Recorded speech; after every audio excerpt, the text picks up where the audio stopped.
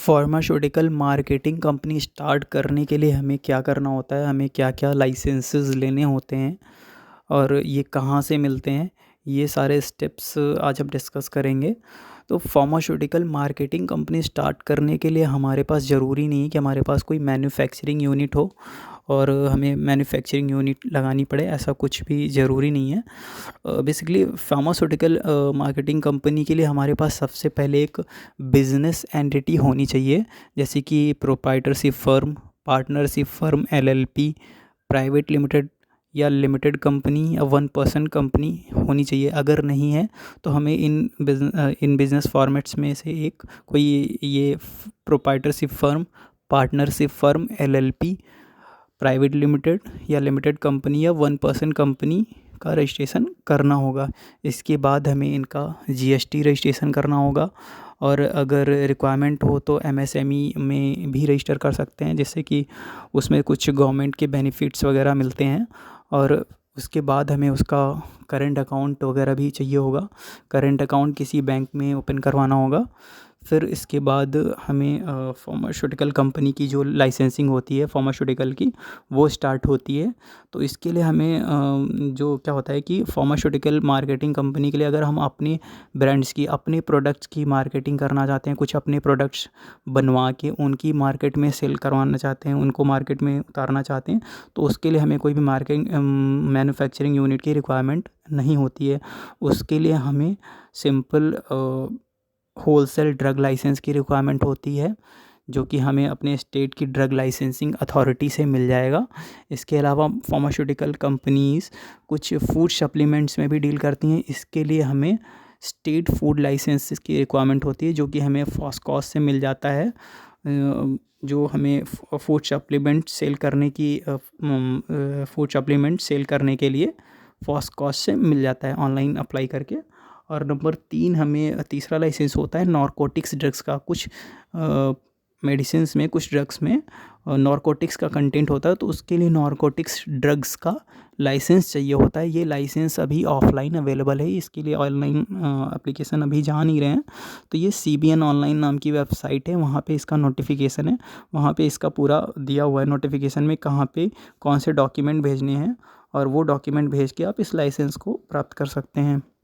इसके बाद हम अगर अपने प्रोडक्ट्स को मार्केट में लॉन्च करना चाहते हैं, अपने प्रोडक्ट्स को मार्केट में उतारना चाहते हैं, तो उसके लिए हम किसी मैन्युफैक्चरर से बात करके वहाँ से थर्ड पार्टी मैन्युफैक्चरिंग करने का प्रोसेस समझते हैं। उसके लिए हम अपने ब्रांड्स का नाम वगैरह डिसाइड कर सकते हैं, नेम सर्च कर सकते हैं कि हमें क्या नाम रखने हैं, पैकेजिंग कैसी होनी चाहिए, और प्रोडक्ट डिज़ाइन, जो प्रोडक्ट का नाम क्या क्या होगा, उसका अगर हमें मार्केट में उतारना है तो हमें उसका ट्रेडमार्क भी करवाना चाहिए, जिससे कि हम जब मार्केट में अपने प्रोडक्ट लॉन्च करेंगे तो कोई उनको कॉपी ना कर ले, तो उसका हमें ट्रेडमार्क भी करवाना चाहिए।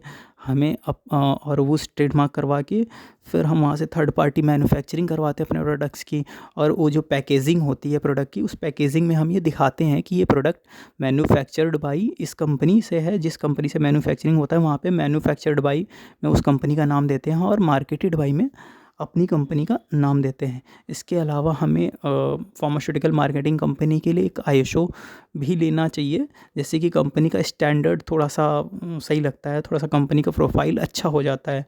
जैसे कि कंपनी का ISO है तो लगता है कि हाँ, कंपनी कुछ स्टैंडर्ड मेंटेन करती है, इसका कुछ स्टैंडर्ड ऑपरेटिंग प्रोसीजर है कुछ इसका।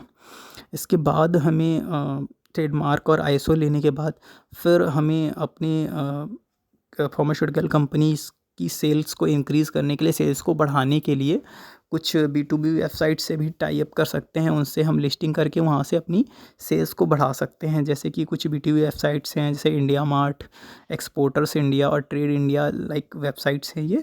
इन पे हम लोग लिस्टिंग करके, और इन पे पेड लिस्टिंग होती है, तो ये लोग आपकी बिज़नेस का SEO करते हैं, आपके प्रोडक्ट्स का SEO करते हैं। तो आपके पास लीड्स आती हैं, इंक्वायरीज़ आती हैं, और उन पे अपने इंक्वायरीज़ को आप सेल में कन्वर्ट कर सकते हैं, अपने बिज़नेस को, अपने टर्नओवर को बढ़ा सकते हैं। इसके अलावा हम अपने प्रोडक्ट्स की ऑनलाइन सेल करने के लिए और रिटेल चेन्स और B2B स्टोर्स के थ्रू सेल करने के लिए हम कॉन्ट्रैक्ट कर सकते हैं। लाइक जैसे कुछ स्टोर्स हैं जैसे 1mg वगैरह हैं, जहाँ पे हम लोग लिस्टिंग करवा सकते हैं। इसके लिए हमें यूनिवर्सल बारकोड की रिक्वायरमेंट होती है, और यूनिवर्सल बारकोड के लिए हम GS1 इंडिया से कांटेक्ट करते हैं और GS1 इंडिया से यूनिवर्सल बारकोड का रजिस्ट्रेशन लेते हैं। और उसके बाद हमें अपनी कंपनी का प्रोफाइल अच्छा दिखाने के लिए एक वेबसाइट भी बनानी चाहिए, जिससे कि कंपनी का वेबसाइट प्रोफाइल थोड़ा सा अच्छा दिखता है, और वहाँ पे हम लोग कंपनी का प्रॉपर अच्छा प्रोफाइल दिखाते हैं, अच्छे से मार्केटिंग करते हैं, अच्छी ब्रांडिंग करते हैं, एडवर्टीज़मेंट करते हैं, तो जिससे फार्मास्यूटिकल कंपनी का ग्रोथ हो सकती है अगर अच्छे से हम लोग ये सारी चीज़ें करते हैं तो।